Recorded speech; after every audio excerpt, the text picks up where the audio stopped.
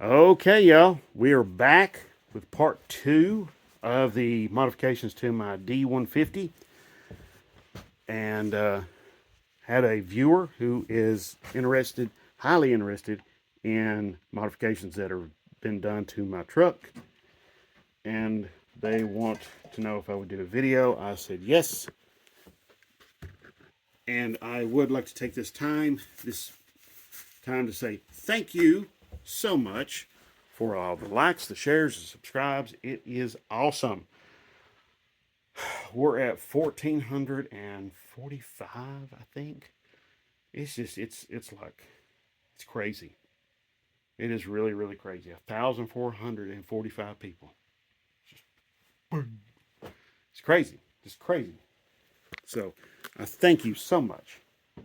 I just you cannot believe how appreciative I am that you all are tuning in, you're watching these videos. It's just really awesome.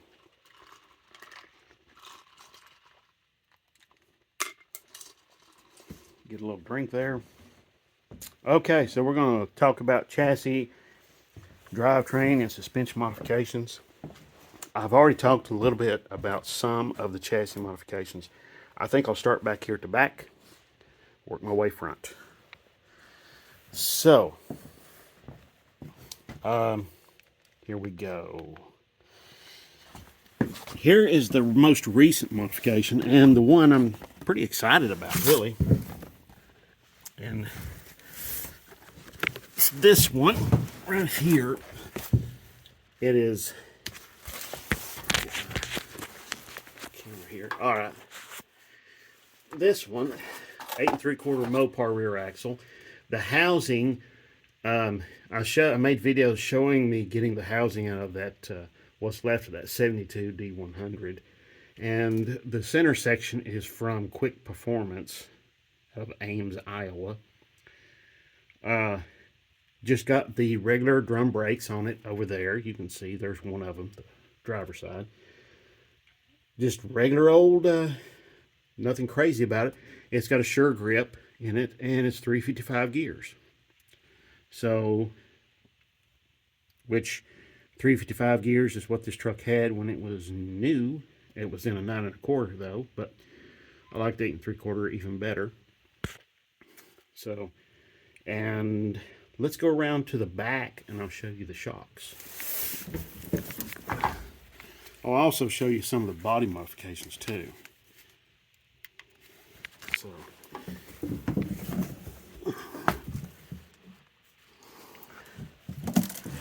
okay. Well, one big glaring modification is this bed cover I made. I made this thing 20 years ago. That aluminum, that is a roof off of a U-Haul truck. I used to work for U-Haul. This was in the back of a truck one day, and the boss man said, "Hey, make this disappear." And I said, "Okay, I'll make it disappear." So I made those brackets up there, bent those up, and made the wooden frame, bent the skin over it, and attached it with screws. So, yeah, you can see right there. So it's pretty simple. I was hoping to make this video when the weather was better, but honestly, I've just came through. This is the first day in like 4 days, or 5 days. This is the first day in 5 days we've had weather above freezing, which is kind of crazy for Tennessee. I mean, Tennessee usually just doesn't ever have to deal with stuff like that. So,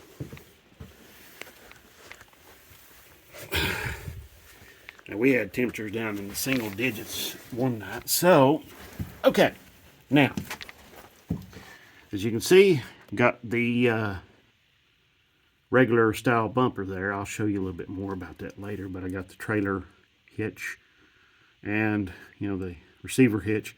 Also which was just simply bolt on.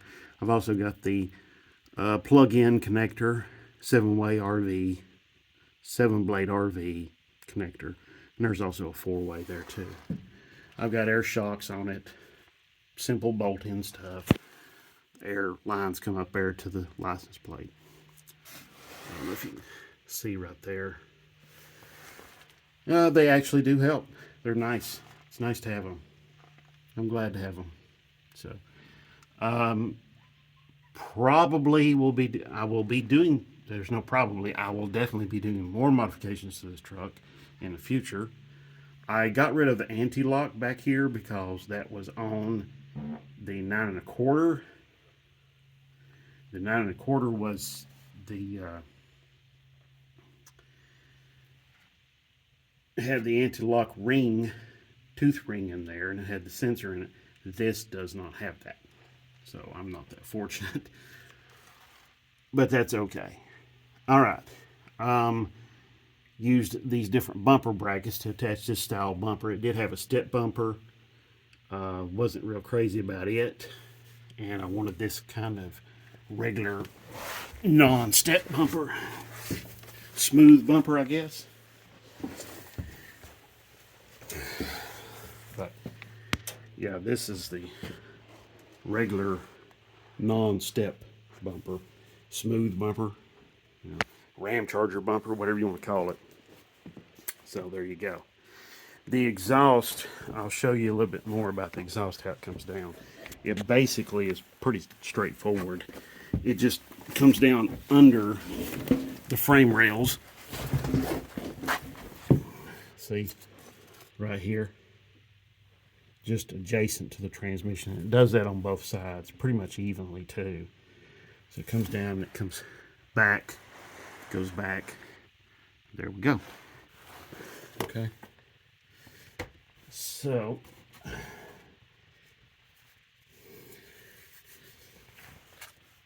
oh, one other thing about that rear axle, it uses the 7290 U-joints, which is the bigger ones, which is great because that's what this truck came with. All right, so front suspension is mostly all stock. I do have like aftermarket shocks in there, but they're just like Monroe's, you know. But they actually work really well for this, so that's nice. The tires and wheels. Let's see, tires and wheels. Okay, this one's a little dirty, and this is I like these tires really well. They're a General Grabber UHP, and they do a nice job. They're good tire.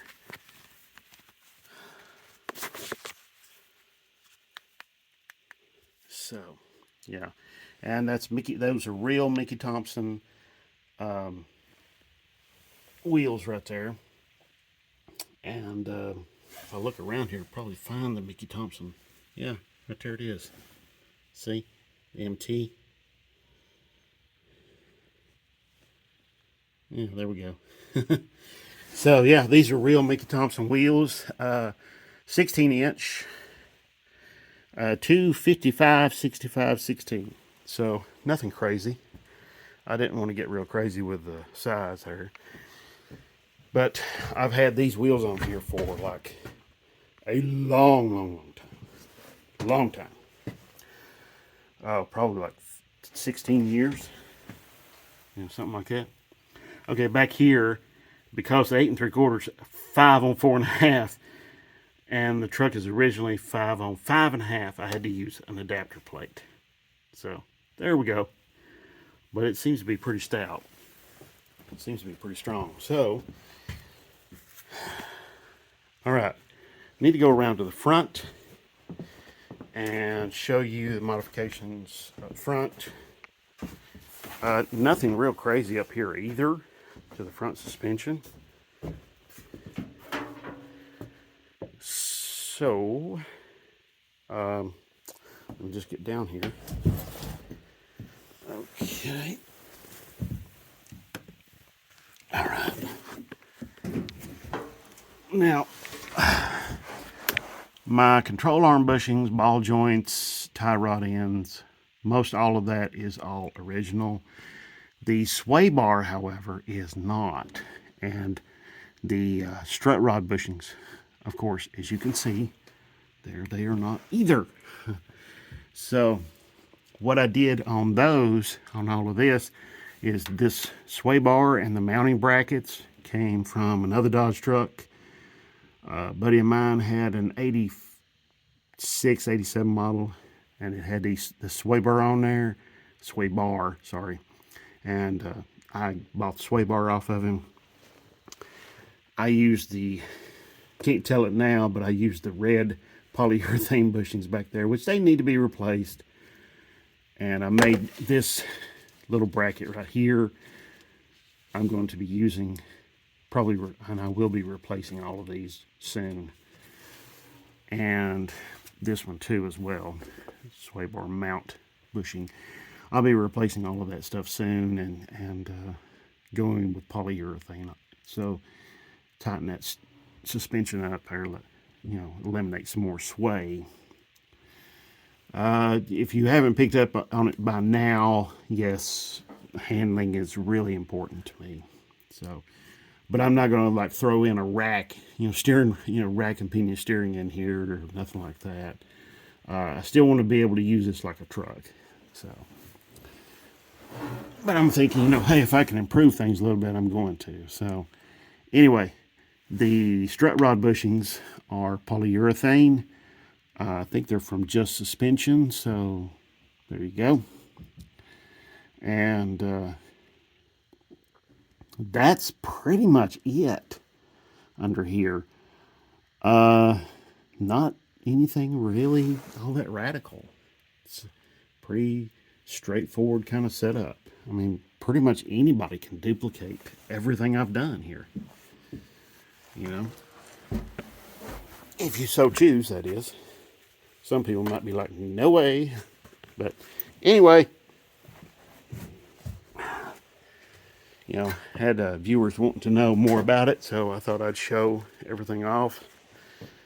As far as body modifications, there's not much. These mirrors are different. This did have the big flag style mirror that had the bracket that came up and came over like that. I got rid of those. I didn't like them. These are an older style mirror, Dodge truck mirror that, excuse me. I really like these really well. You'll probably most likely see these on like a Little Red Express and Dodge trucks from the early 70s on up.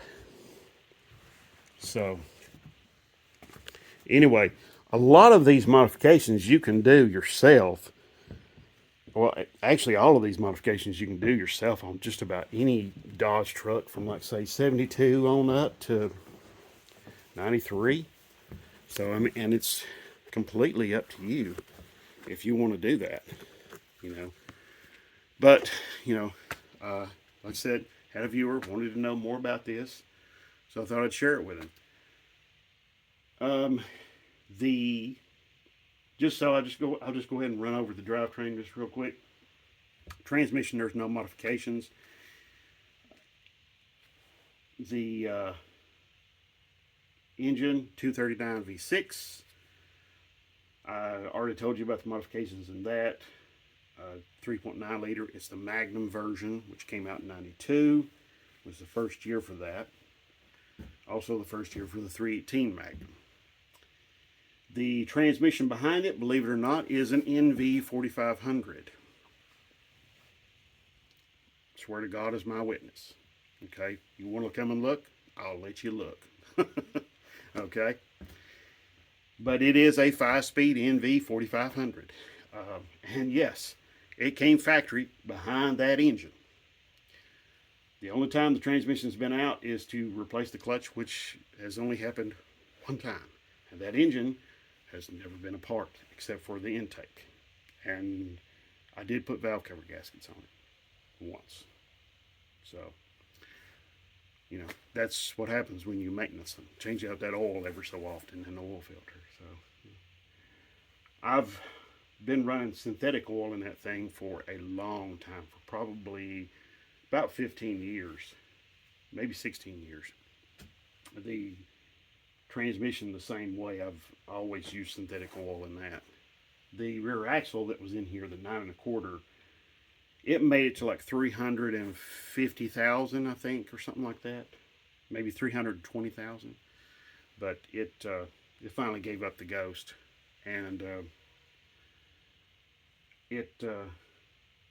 I always use synthetic in it. I use synthetic grease in all the ball joints and the tie rod ends, the wheel bearings, all of that stuff.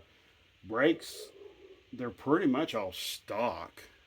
Um, the brakes, the drums in the back are the bigger ones. I think I have to get a measuring tape out and find out what they are, but they're the bigger ones. Okay, they're not the. I think some of these Dodge trucks came with the smaller drum brakes. Some of them came with the larger ones. This one came with the larger ones. I don't know why. It just did. Those are the brakes that were on the 9 1/4 rear axle. I just reused the backing plates on the 8 3/4, bolted right on, which is nice. Um, so there you go. That's pretty much it. Okay. Yeah, that's pretty much it. The rotors on the front, stock size rotor, stock caliper. I just replaced hoses, 2 or 3 times, brake hoses, because, replace the brake pads. They get worn out. So, and I think I've been using Wagner brake pads on them. Wagner, and I used Bendix once also. They were really good as well. So anyway, okay, that's pretty much it. All right, there's not much more to tell, as far as modifications. I don't even have LED lights in this thing. So there you go. So I'm trying to think if there's anything that I'm leaving out, and I can't really think of anything I'm leaving out. But if you have any other questions about this or any other video, you know what to do. You're smart. You got it together. You're going on. Just feel free to comment down below with any questions, and I very much will point everything out to you. Okay? All right. Thank you very much for watching. God bless, and have a great one.